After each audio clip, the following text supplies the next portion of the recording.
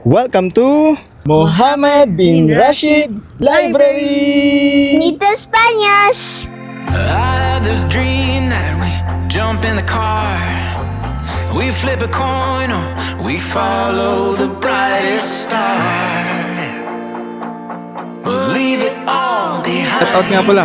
Visit niyo yung M3 Cafe Hub, Commonwealth Avenue. I'll just follow your heart. Since we found each other, we'll never get lost.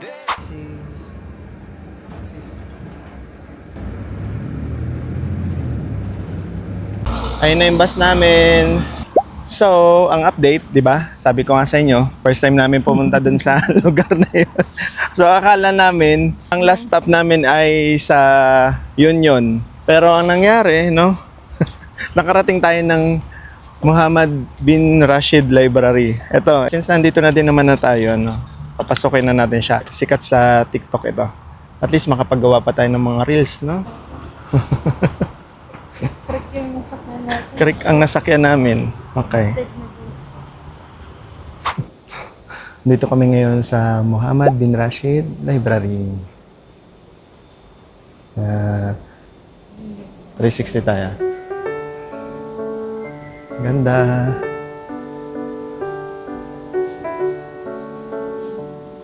Ano? Buong lugar niya. So, nakarating kami dito nang hindi sinasadya. Pero worth it naman. Free entrance pala to, no? Wala tayong binayaran para makapasok dito.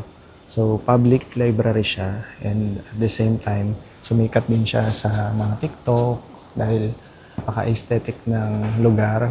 Tapos yun, free access nga. So gusto niyo pumunta dito, no? From Green Line, sumakay kayo hanggang Creek. Tapos pagdating niyo sa Creek, siguro mga 5 to 8 minutes walk lang siya papunta dito sa mismong library. Ganda. Ganda nitong lugar nito.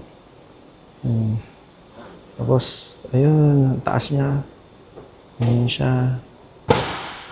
Tapos ang daming libro. Ayun si Mrs. Behind the scenes muna tayo. So, pinababa ko siya dun. Tapos, papaakyatin ko siya dito sa may escalator para makunan ko siya ng background kasama yung mismong mga libro. No? Ganda, napaka-aesthetic. Ito yung magiging itsura niya. Ayun na siya. Ayun na si Mrs. So, tayo ngayon ay videographer.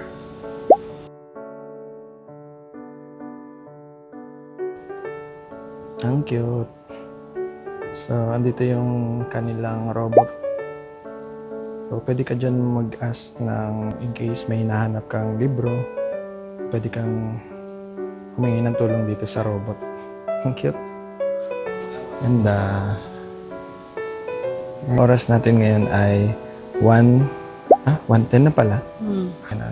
Dapat natin yung children sana para madala natin sila. Maganda. Ang ganda. Ang lawak pa pala nito. Dito, mga books. Tapos may mga paintings dito. Oh. Ang galing. Ang ganda. Ang galing.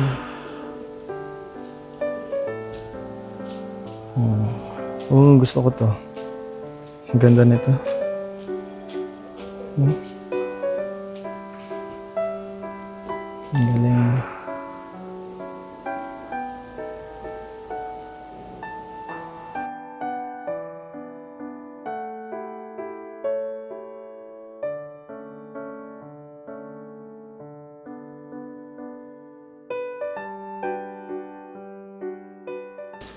Tapos, ayun, may elevator sila dito.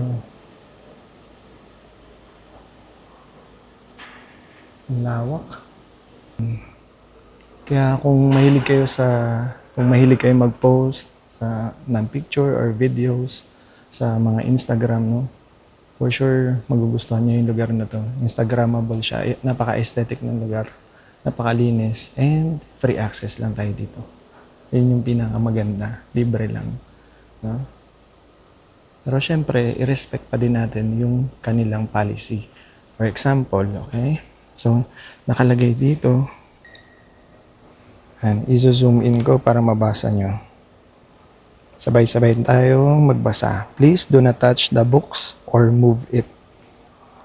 Pero, yun, pansinin nyo, may mga nagpo-post pa din sa mga social medias na hawak-hawak yung libro or yun, ginagalaw nila yung mga libro. Hindi ko lang sure no, kung turay sila na gawin yun or nagpaalam sila. Dito, meron din silang coffee shop. May coffee shop din sila dyan. Followers mo kami. Nakakuha pa tayo ng mga subscribers. Hello! Sir, shoutout naman kami, mga analog production. Ayun o. Ayun o, tatakaw o. Shoutout nga pala. Visit niyo yung M3 Cafe Hub, Commonwealth Avenue. Thank you po. Say hi. Who I should say hi to? The subscribers. Where are you from? Philippines. Hi to the Philippines from France. Yeah. Bonjour les Philippines. Yeah, bonjour. Thank you. Represent Billy Crawford. Lain mo yun. Makakuha pa tayo ng subscribers. Ang cute. Children's Library. Pasok tayo. Check natin. Ang cute. Hindi lang tayo masyadong magsasalita. Kasi baka may... galing. So, ang daming mga books. Ang daming books. Tapos, may play area doon. Galing. May tent. Ayan.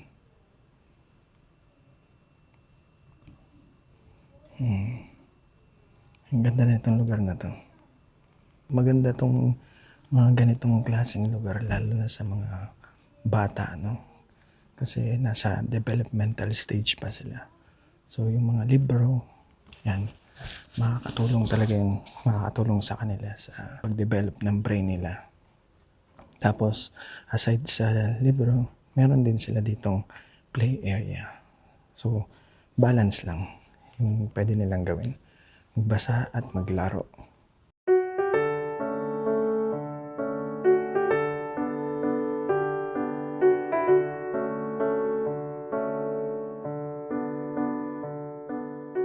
Ayan, so nagtanong din tayo dun sa security.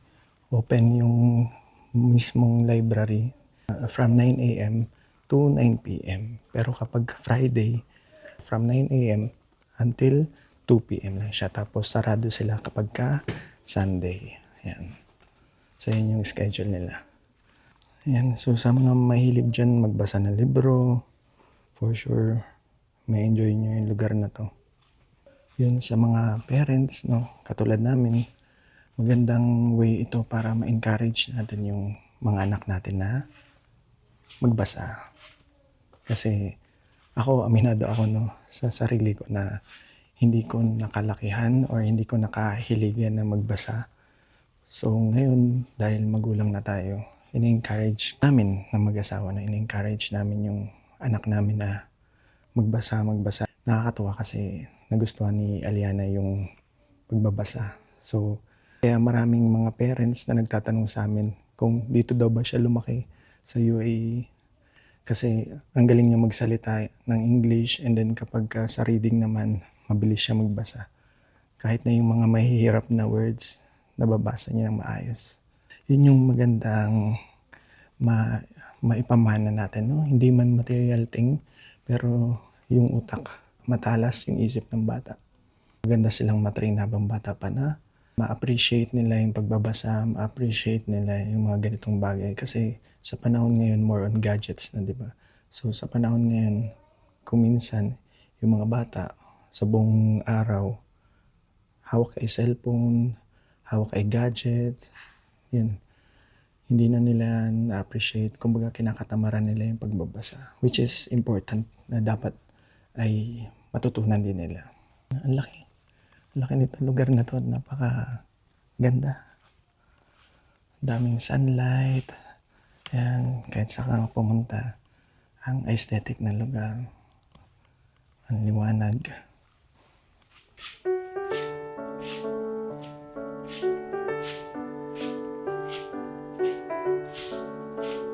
sis.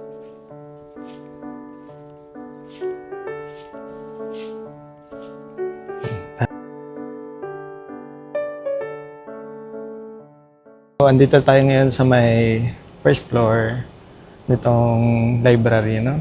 Tapos ito yung background natin. Dan. Hindi tayo makakapag-welcome dito, no? Welcome to Muhammad bin Rashid Library. So kanina nandun tayo sa baba. Tapos ito yung pinipicture na natin. Tapos yung part naman na umakyat si Mrs. ng escalator ay ditong area, no? Yung area.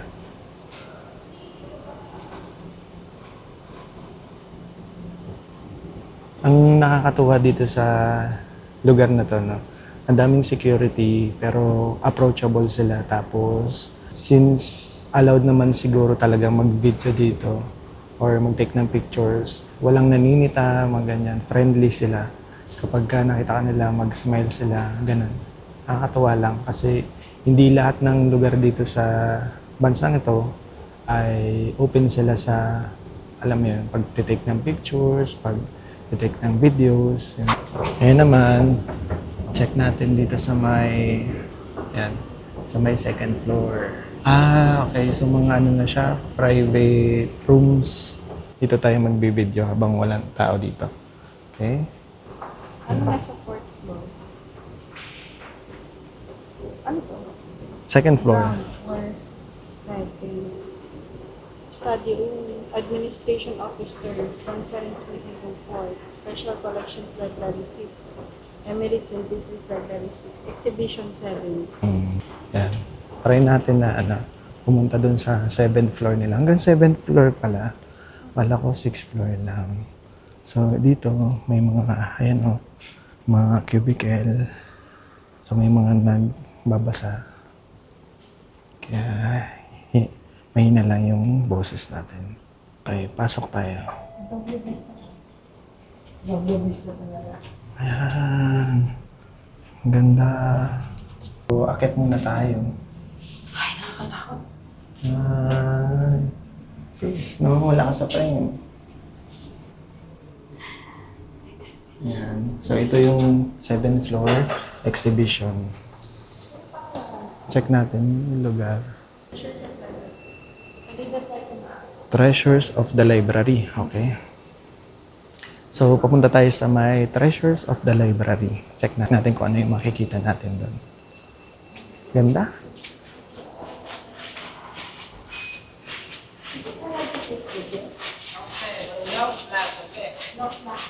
No flash, yeah. Thank you. Ayan. Nice. The Emperor's Astronomy. Tapos dito naman, yung kanilang Quran. Treasures of the Library. Wow. Ganda. Ang tahimik. So, ang advice lang sa atin, allowed naman mag-take ng video and pictures basta walang flash. Ito yung mga gunting noong 19th century.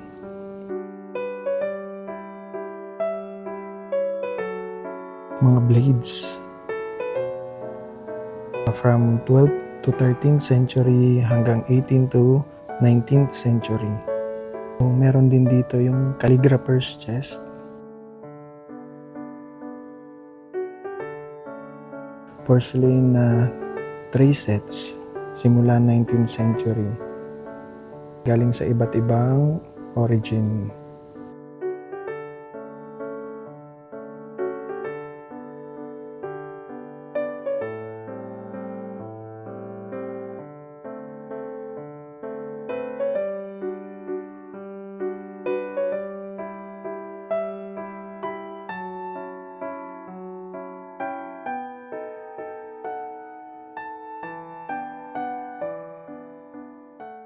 Ang maganda dito, nakapunta na tayo dito sa lugar na to. Plus, na-test pa natin si DJI Osmo, no? Yung kanyang low light. Diba? Ang galing. And galing dito, alam niyo isa pang nakakatawa. Ito, papakita ko sa inyo. Okay. So, maglalakad tayo. Ayan. Alam niyo ba kung saan yan? So, yan yung labas. Okay. Yan yung labas na part ng buong building. Nasa may creek side na yan. Nakakatawa na. Kasi galing dito, nakikita pala yung labas. Hindi po yan monitor. Totoong glass po yan. So, yan po yung creek side.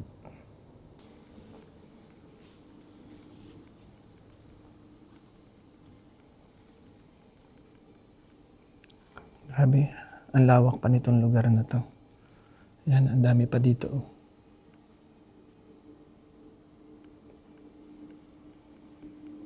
Makakatawa. So, first time actually sa buong buhay ko, no, nung nakarating ako sa ganitong klaseng lugar. Tapos, ang nakakatuwa pa, nasa Dubai pa tayo. Libre pa natin siya na access. Tapos, yun, ang dami nating, alam mo yun, mapapaisip ka na tayo, no, masyado nating ginugugol yung sarili natin sa pagtatrabaho, sa stress, ganyan. Pero, ang dami pa pala nating, alam mo yun, marirealize mo, ang dami pa pala nating dapat na gawin, no, para matanggal yung mga stress na yan, yung problema. And isa dito, yung pagpunta sa mga lugar na ganito. Maganda din na kahit papaano may nadi-discover tayo na bago, may nalalaman tayong bago, lalo na sa mga lugar-lugar na hindi naman tayo familiar, no? Kaya kung ako sa inyo, alam niyo yung isa sa best way para matanggal yung problema natin, yung stress natin. Pinaka-best way, maliban sa exercise, is yung mag-travel ka. Mag-travel ka sa lugar na walang nakakilala sa'yo. Mag-travel ka sa lugar na bago sa panangin mo para makagain ka ng mga bagong experiences.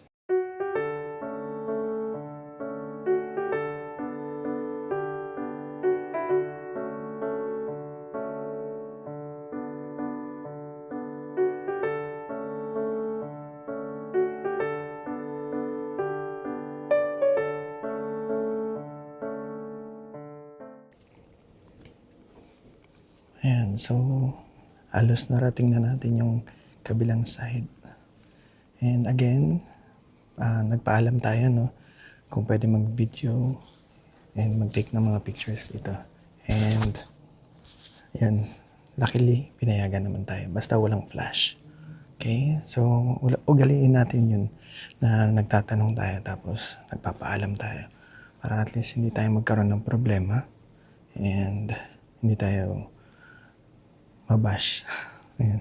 Pero yun, enjoy lang din. Pero at the same time, enjoy plus be respectful. Saang lugar man tayo na andun, kahit hindi dito sa UAE, basta may bago tayong pinuntahan, respect their culture, respect the people, respect their foods and their beliefs. Okay?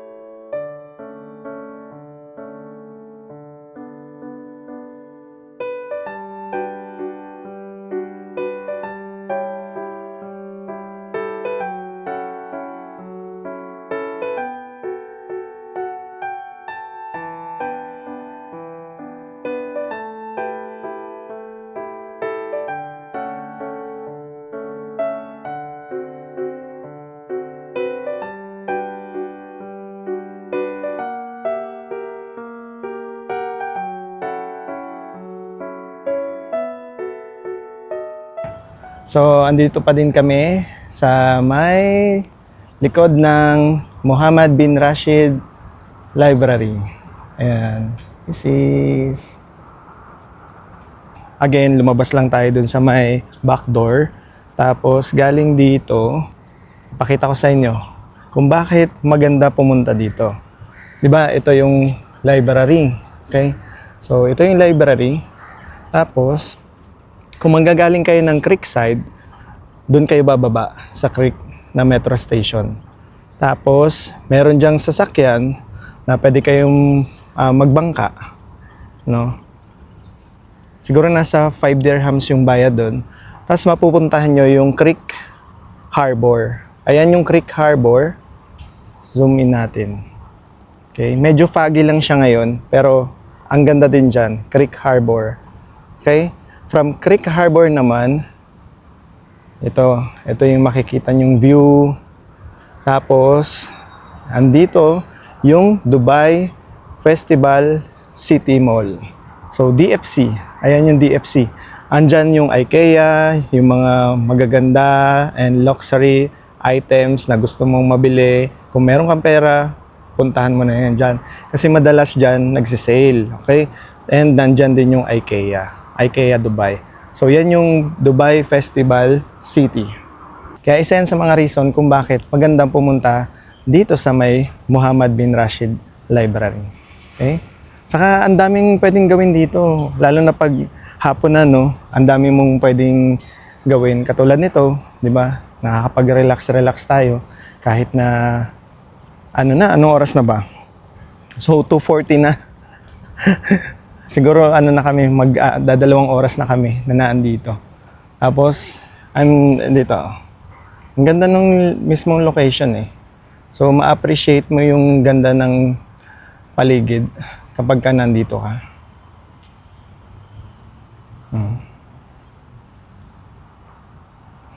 Ang ganda ng tama ng araw. Ayan.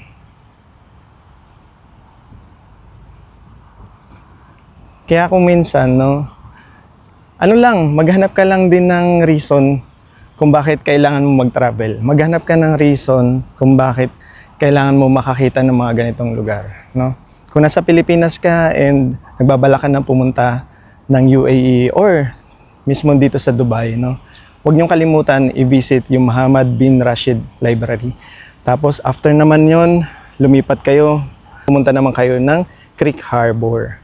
Pwede kayong mag-spend dyan hanggang sunset dahil may magandang spot dyan para naman dun sa sunset. Makikita nyo yung ganda ng sunset dito sa Dubai. Then after, kapag nakakain na kayo ng dinner dyan or ng snack, pwede naman kayo dumiretso dun sa may Dubai Festival City Mall. Yan. Lapitan natin tong creek. Ganyan siya. Tahimik, payapa. Tapos marami pang ginagawang mga doon, construction. Dami pang ginagawa. Tapos din naman sa side na yon, ang daming buildings, no? Kasi dumadami na yung nakatira dito eh. Dumadami na yung mga expats katulad natin, dumadami na yung mga nagma-migrate, no? Mga businessman, business owners, yun. Dahil nga isa yung Dubai sa safest country in the world, no? Ang sabi nga, kapag may isang babae na nagsabi na kaya niya makapaglakad ng mag-isa sa gabi, no? Kapag may isang babae na nagsabi na kaya niya maglakad sa gabi ng mag-isa, ibig sabihin, nakatira siya sa Dubai. Ibig sabihin, nandito siya sa Dubai. Yan. Kasi nga, napaka-safe ng lugar na to. Napaka-safe, sobra. Siyempre, mag-iingat pa din tayo. Hindi naman masamang mag-ingat. Ano naman natin yan? Karapatan natin yan, no? Ganda, oh. Tignan nyo? Ganda. Medyo foggy lang yung area. Kasi nga, ibig sabihin yan, senyales yan kapag ka mag-winter na dito sa UAE. Ganon yung nangyayari. Nagiging foggy yung mga lugar, lalo na sa umaga. Ganda. Ganda din itong Osmo natin kasi kahit na against the light na ako, ayan, nakikita pa din tayo. Diba? Ganda. So, andito yung library. Ayan ang dadaanan natin. Tapos, nakikita din natin yung Creek Harbor. And at the same time, sa harap naman natin, nakikita natin yung DFC, yung Festival City Mall.